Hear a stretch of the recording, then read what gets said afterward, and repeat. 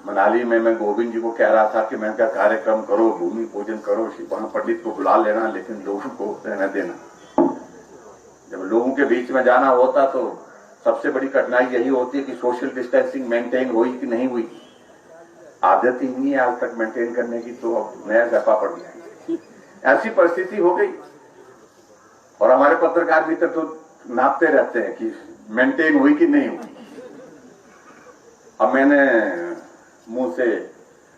अपने मुंह से मास्क हटाया है और भाषण में मास्क पर दे रहा हूं कि मास्क पहनना जरूरी है, लेकिन मास्क के साथ बोलना कठिन है, इसलिए मैं क्षमा चाहूंगा भाई। और मुझे मालूम होता है कि भी जब भी हम कार्यक्रम में बैठते हैं, बैठकों में बैठते हैं, सारी दिन सुबह से शाम तक ये चिकड़ा लगाया होता है हमने, और सचमुच में बहुत परेशानी भी होती है। लेकिन जब लोगों के बीच में जहां भी थोड़ा सा जाना होता है, पत्रकार छापते हैं उसको है जहां मैंने थोड़ा सा भी हटाया होता है, नाक रह गए नंगे पुल। तो ये बहुत अलग तरह की हालात, अलग तरह की परिस्थिति है हमारे सामने, दुनिया के सामने, देश के सामने। लेकिन जो भी है, इस दौर को हम उम्मीद करते हैं कि देवी देवताओं के आशीर्वाद से इसको भी हम पार करेंगे और जल्दी पार करेंगे। मुझे इस बात की प्रसन्नता है कि आज मनाली विधानसभा क्षेत्र में एक साथ हम 2 शिलान्यास के कार्यक्रम और 2 शिलान्यास के साथ साथ में 6 हम उद्घाटन के कार्यक्रम करने में यहां पर आपके बीच में उपस्थित हुए और लगभग 65 करोड़ की लागत से आज के ये कार्यक्रम शिलान्यास और उद्घाटन किया। मैं भाई गोविंद जी को इसके लिए बहुत बहुत बधाई देता हूं और शुभकामनाएं देता हूं। मुझे इस बात की भी प्रसन्नता है कि मनाली विधानसभा क्षेत्र, जो मनाली सिर्फ मनाली वालों का नहीं है, यह पूरे प्रदेश वासियों का विधानसभा क्षेत्र इसलिए मैं कह सकता हूं क्योंकि मनाली से बहुत भावनाएं प्रदेश के लोगों की इसलिए जुड़ी है कि पर्यटन की दृष्टि से ये इंटरनेशनल टूरिस्ट डेस्टिनेशन है। और यही एक कारण है, इस मनाली से जो है हमारे पूर्व में प्रधानमंत्री रहे अटल बिहारी वाजपेयी का जिस प्रकार का लगाव रहा है, वो किसी से छुपा नहीं। और यही कारण है मनाली इतनी सुंदर है, यहां के लोग इतने अच्छे हैं कि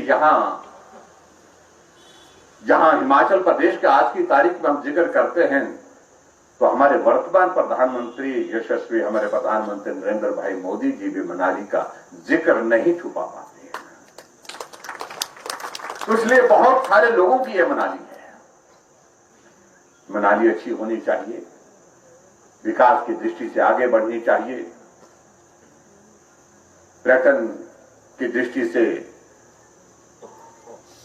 इस मनाली को और बेहतर हम कैसे कर सकते हैं, उसके लिए क्या किया जा सकता है, उस सारी चीज के लिए हम सब लोग लगे हैं।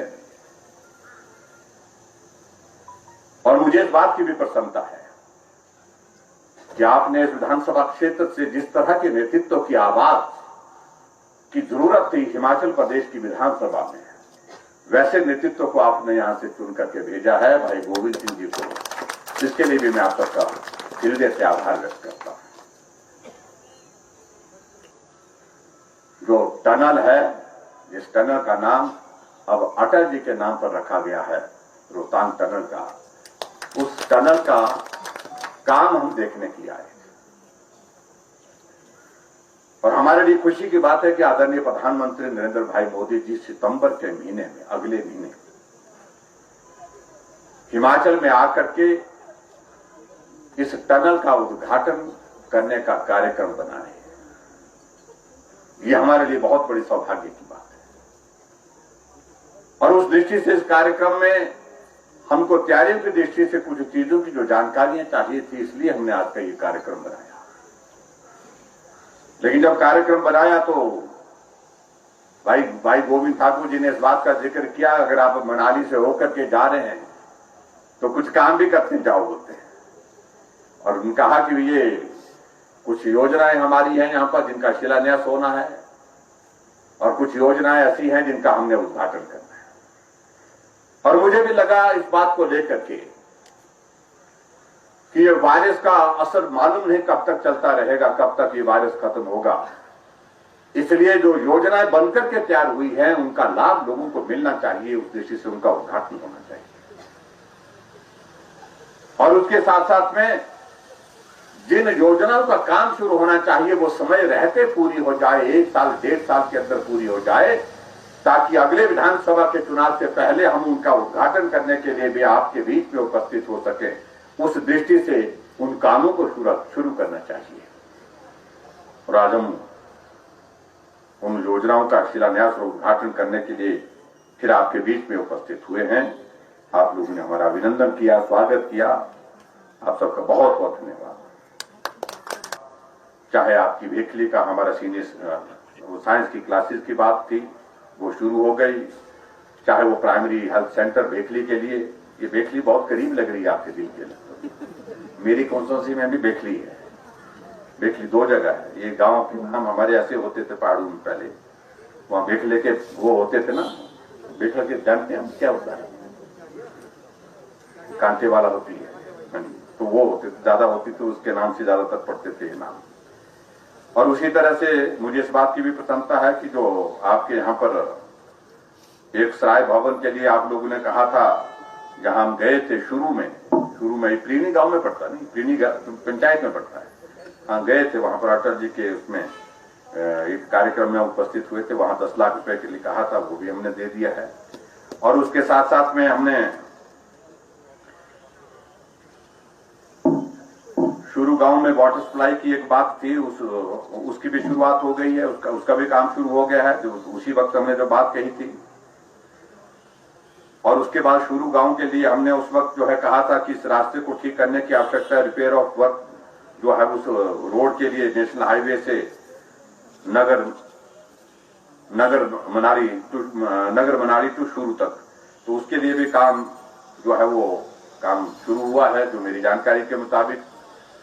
और आप लोगों की एक बात थी कि भाई बाकी जगह पीडब्ल्यू के डिवीजन सब जगह हो गया, मनाली नहीं हुआ। और मुझे इस बात की भी प्रसन्नता है कि आपके पीडब्ल्यू का डिवीजन मनाली विधानसभा क्षेत्र के लिए हमने अलग से दिया, वो भी शुरू हो गया। साइंस ब्लॉक हमारा government senior secondary school Manali, तो इसकी भी जो है वो हमने इस बार 2020-21 में इसके काम की शुरुआत करने के लिए, इसके लिए भी हमने बजट का प्रोविजन कर दिया है। और उसी तरह से मिडिल स्कूल हमारा बस्तौरी का जो उसको अपग्रेड करके हाई स्कूल कर दिया गया है। बाशिंग में जो हमारा गवर्नमेंट सीनियर सेकेंडरी स्कूल है, गवर्नमेंट हाई स्कूल जो है उसको गवर्नमेंट सीनियर सेकेंडरी स्कूल कर दिया है। 20 लाख रुपए की construction building government primary school Palchan के लिए कहा गया था, वो भी हमने दे दिए हैं। 85 lakh for the construction of building and play ground government high school Palchan, वो भी हमने जारी कर दिया है। और इस प्रकार से बहुत सारी चीजों का हम बहुत जिक्र करेंगे तो बहुत लंबी बात उसमें जारी है। और जो हमारा लेफ्ट बैंक के लिए भी आपने जो कहा था, और उसके लिए भी हम आगे बढ़ करके काम कर रहे हैं उस सड़क का, क्योंकि वो एक बहुत महत्वपूर्ण काम है आपके इस विधानसभा क्षेत्र के लिए। और उसके लिए जो है वो स्टेट रोड प्रोजेक्ट के अंतर्गत जो है उसके बजट का प्रावधान करके उसके काम की शुरुआत करने की हम तैयारी में हैं। बहुत सारी चीजों का जिक्र करते हुए मुझे इस बात की भी प्रसन्नता है कि आपने, गोविंद जी ने जिक्र किया कि 162 करोड़ की जो हमारी मनाली शहर की जो हमारी मल निकासी की योजना थी, उसकी प्रक्रिया पूर्ण होने के बाद जो है उसका भी काम अब शुरू हो रहा है। और यहां मनाली शहर के लिए 13 करोड़ की जो पेयजल योजना थी उसका काम भी पूर्ण हो गया है। ऐसी बहुत सारी चीज, मैं इन चीजों का इसलिए मैं जिक्र कर, जहां विधायक जागरूक होता है, जहां विधायक मेहनत करता है कि मुझे जनता ने चुना है, जनता के काम मुझे करने हैं, तो उस तरह से गोविंद जी ने अपने विधानसभा क्षेत्र में जहां पर किसी प्रकार की कोई कमी नहीं छोड़ी, उसके लिए मैं गोविंद जी को बहुत बहुत बधाई भी देता हूं और शुभकामनाएं भी देता हूं। और आज मुझे इस बात की भी प्रसन्नता है कि जो हमारा नबार्ड का हमारा 17 मील का जो ब्यास नदी के ऊपर जो 88 मीटर पुल जो है वो 9 करोड़ की लागत से उसका शिलान्यास किया।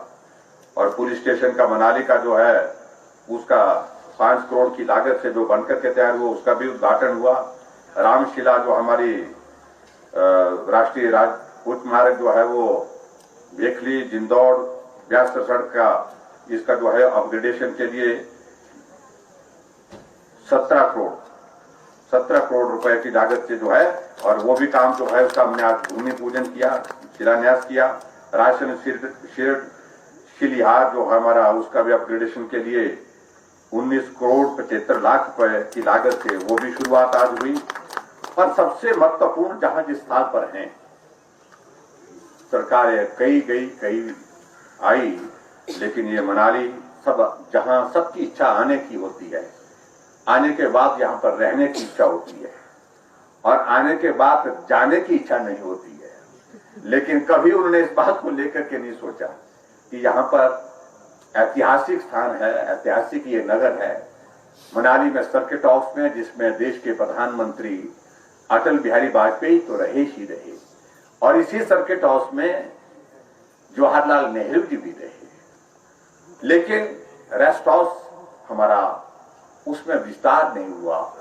रेस्ट हाउस के वो 2 कमरे यथावत उसी रूप में हैं। ये हमारी ऐतिहासिक धरोहर है, इसको हमको संभाल करके रखना, इसकी आवश्यकता भी है। लेकिन उसके साथ साथ में आज हम कहां से कहां पहुंच गए, विकास हर क्षेत्र में हुआ है, लेकिन मनाली में एक सर्किट हाउस होना चाहिए, बड़ा होना चाहिए, जहां और भी ज्यादा पर्यटक भी आ सके, वीआईपी आना चाहे वो भी आ सके, लोगों की समस्याओं के समाधान करने के लिए, लोगों से मिलने के लिए, बैठने के लिए एक स्थान भी होना चाहिए। उस दृष्टि से बहुत ज्यादा विचार नहीं हुआ, और आज मुझे इस बात की प्रसन्नता है कि आपके मनाली में 20 कमरों का सर्किट हाउस का अतिरिक्त भवन जो है उसका हमने शिलान्यास किया, जिसमें लगभग जो है वो 7 करोड़ से ज्यादा राशि उस पर खर्च हुई और लंबे समय के लिए याद रहेगा। गोविंद जी का, रामस्वरूप जी का भी नाम उसमें लगा है, तो वो भी आकर के जब रहेंगे तो उनको भी याद रहेगा कि लंबे समय तक पीढ़ियां याद रखेंगी इन चीजों को। तो उस दृष्टि से इसके लिए मैं बहुत बहुत बधाई देता हूं। और इसके बाद फिर और भी